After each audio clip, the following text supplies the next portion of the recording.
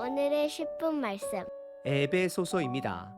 에베소서는 나의 복음이 살아있는 복음인지 아니면 변질된 복음인지 확인할 수 있도록 도와주는 책입니다. 에베소서는 크게 전반부, 후반부로 나눌 수 있습니다. 그래서 1장서부터 3장까지는 복음이 무엇인지 다루게 됩니다. 그리고 4장서부터 6장까지는 그 복음이 내 삶 안에서 실질적으로 어떻게 적용이 되는지를 말하고 있습니다. 에베소서를 통해 각자의 복음과 특별히 내 공동체 안의 복음은 살아있는 복음인지 아니면 변질된 복음인지를 스스로 점검해 보시길 바랍니다.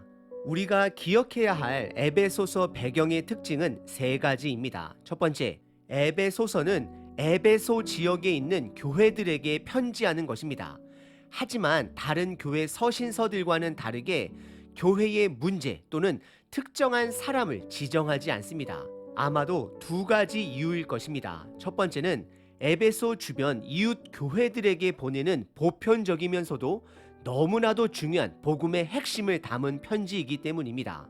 두 번째, 에베소 교회는 바울이 약 2, 3년 정도 머문 곳이기 때문에 수많은 사람들을 알았을 것입니다. 그래서 특정한 누군가를 적기보다는 보편적으로 편지를 쓴 것으로 보여집니다. 그리고 두 번째, 에베소서의 특징은 그곳에 있는 사람들은 제우스와 같은 그리스 신들을 믿었습니다. 에베소는 로마 제국의 큰 항구 도시로서 상업과 종교의 중심지입니다.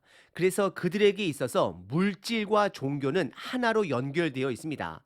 한 가지 예로 에베소 지역에는 웅장한 풍요의 여신 아데미 신전이 있었는데 그 신전을 통해 장사를 하는 사람들이 많이 있었습니다.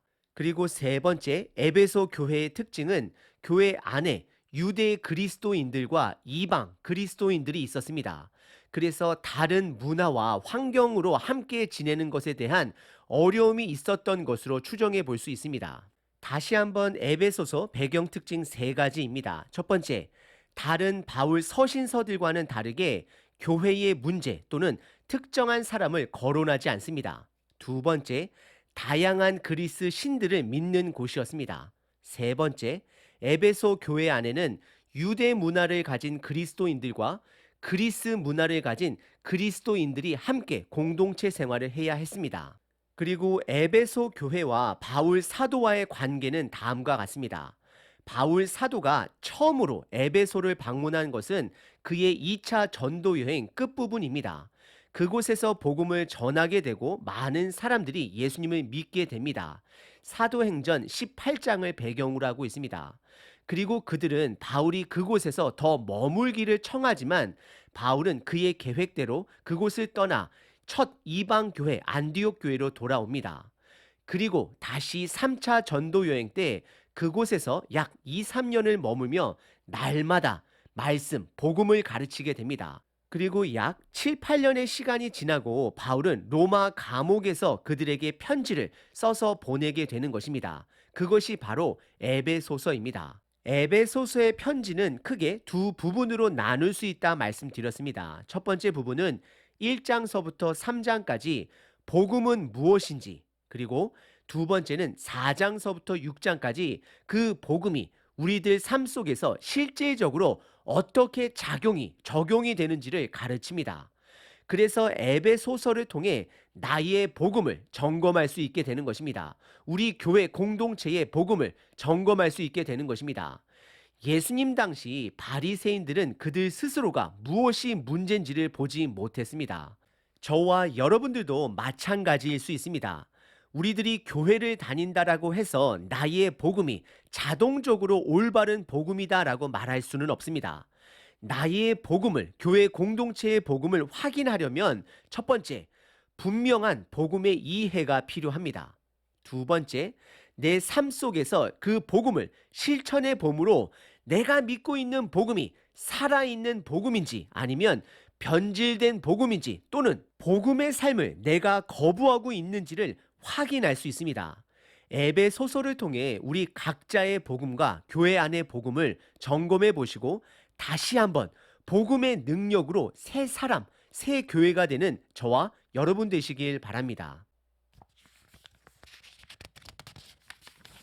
오늘 본문은 에베소서의 시작 부분으로 크게 두 부분으로 나눌 수 있습니다. 첫 번째는 인사입니다. 두 번째는 찬양입니다.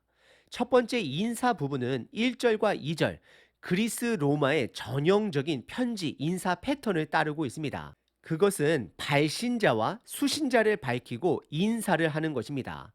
1절에 발신자가 하나님의 뜻으로 말미암아 그리스도 예수 안에서 사울된 바울이다라고 밝힙니다. 발신자는 사도 바울입니다. 그리고 바울은 본인을 하나님의 뜻으로 말미암아 예수님 안에서 사도가 되었다라고 표현을 합니다. 사도행전 9장 바울이 처음으로 예수님을 만날 때에 예수님께서 직접 그는 복음을 위해 선택된 도구다, 사람이다라고 말씀하십니다. 그리고 특별히 이방인들을 위해 선택한 하나님의 사람이다라고 말씀하십니다. 그래서 사도 바울은 하나님의 뜻으로 예수님을 통해 사도가 되었다라고 발신자 본인을 밝히고 있습니다. 그리고 1절 중간에 수신자는 에베소에 있는 성도들과 그리스도 예수 안에 있는 신실한 자들이다라고 수신자들을 밝히고 있습니다. 그리고 인사로는 2절에 하나님 아버지 그리고 예수님의 은혜와 평강이 있을 것으로 편지의 인사를 시작합니다. 첫 번째 부분은 시작 부분으로서 발신자가 하나님의 뜻으로 사도가 된 사도 바울임을, 그리고 수신자는 에베소 교회 성도들이 됨을 밝히고 있습니다.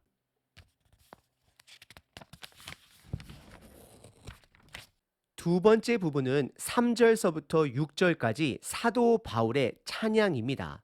사실 3절서부터 6절까지가 아니라 14절까지가 바울의 찬양 부분입니다. 바울 사도는 찬양적 언어로 복음을 선포합니다.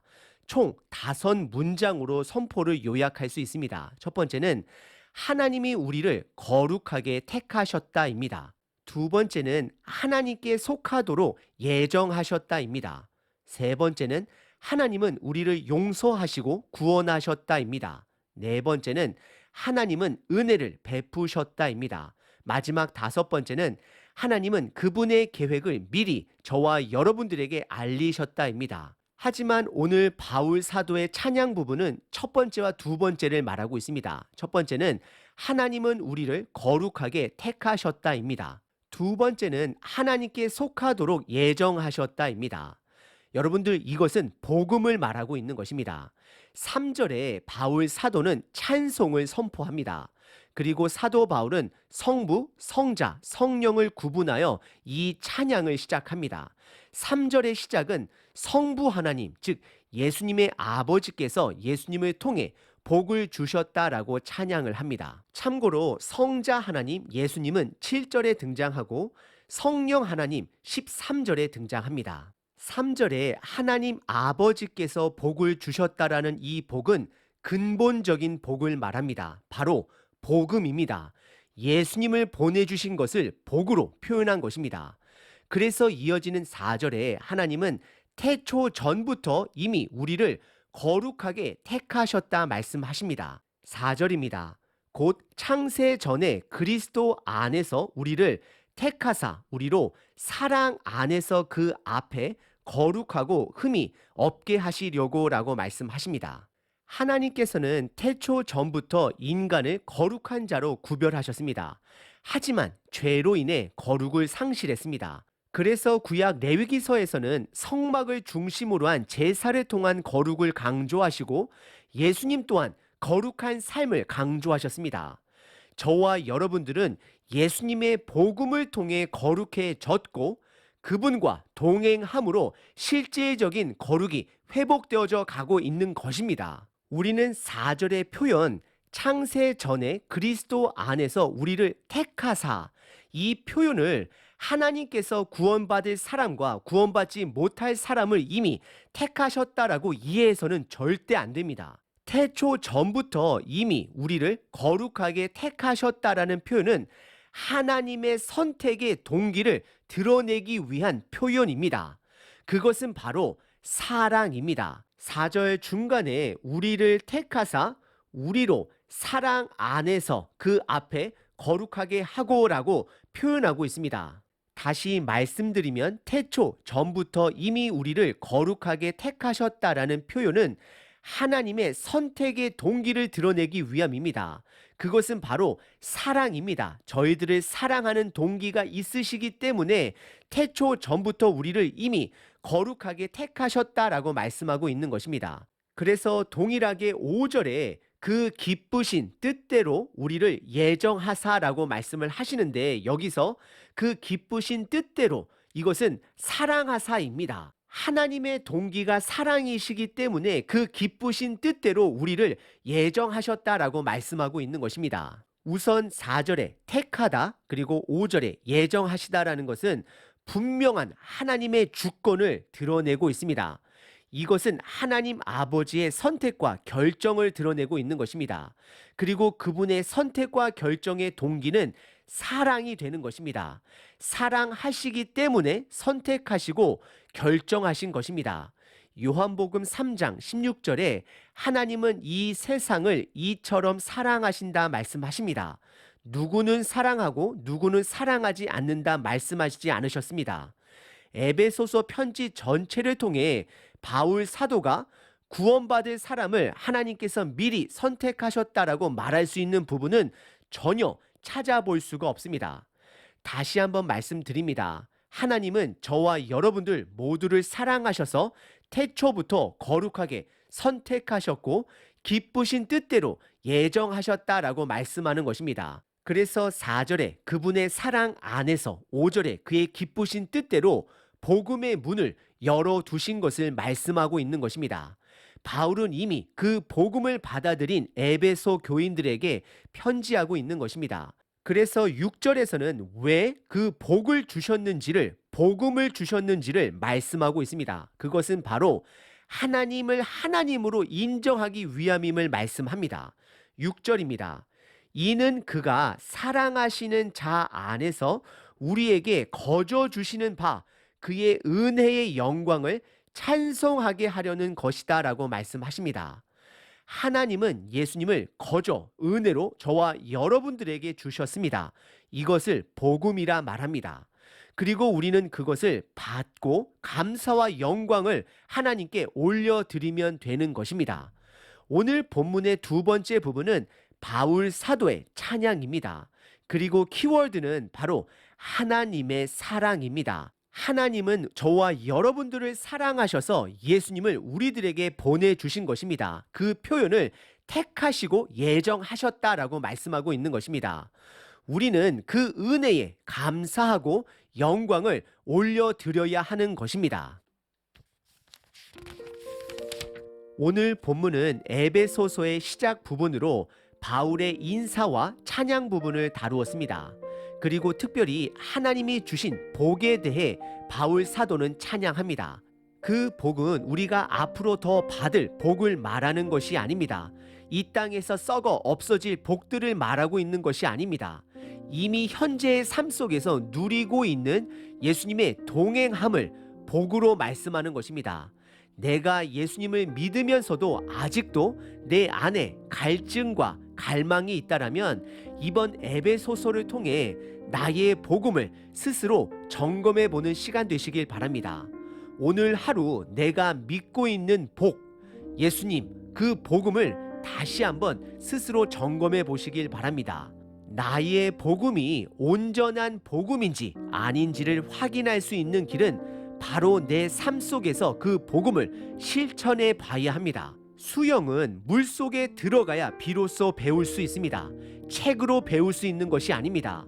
복음은 하나님의 은혜 속에, 삶 속에 실천해야 확인하실 수 있습니다. 에베소서를 통해 정직히 나의 복음을 발견하는 시간 되시길 바랍니다.